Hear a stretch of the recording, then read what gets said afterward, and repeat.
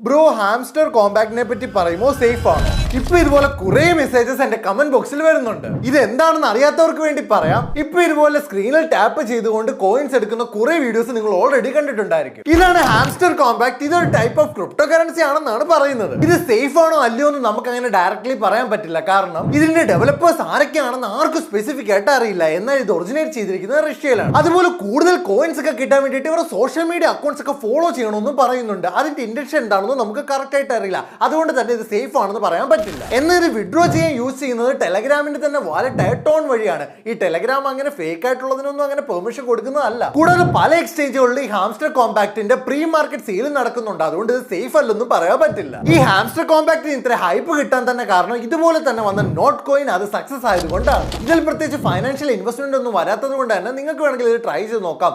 എന്നാൽ നമുക്കൊക്കെ ഏറ്റവും ഇമ്പോർട്ടന്റ് ആയിട്ടുള്ള ഒരു ഇൻവെസ്റ്റ്മെന്റ് ആണ് നമ്മുടെ ടൈം. അത് നിങ്ങൾക്ക് നഷ്ടപ്പെടുന്നതായിരിക്കും. ഇത് ജൂണിൽ ലിസ്റ്റ് ചെയ്യുമെന്നാണ് ആദ്യം പറഞ്ഞത്. എന്നാൽ ഒന്നും നടന്നില്ല. അത് കഴിഞ്ഞപ്പോൾ ജൂലൈ ലിസ്റ്റ് ചെയ്യുന്ന എല്ലാവരും പറയുന്നു. എന്തൊക്കെയായാലും എപ്പോൾ ലിസ്റ്റ് ചെയ്താലും നിങ്ങൾ വിചാരിക്കുന്ന കൂട്ട് ഒരു വലിയ റിട്ടേൺസ് ഒന്നും ഇതിൽ നിന്ന് കിട്ടുമെന്ന് ഞാൻ പ്രതീക്ഷിക്കുന്നില്ല. എന്തായാലും നിങ്ങൾ ഇത് ചെയ്താലും ഇല്ലെങ്കിൽ നിങ്ങൾക്ക് ഇതിനെപ്പറ്റിയുള്ള കൂടുതൽ കാര്യങ്ങൾ അറിയാമെങ്കിൽ ജസ്റ്റ് ഒന്ന് കമന്റ് ചെയ്യുക. അപ്പോൾ ബാക്കി വീഡിയോസ് കാണുന്നവർക്ക് കമന്റ് ബോക്സ് നോക്കിയിട്ട് കൂടുതൽ കാര്യങ്ങൾ പഠിക്കാൻ പറ്റും.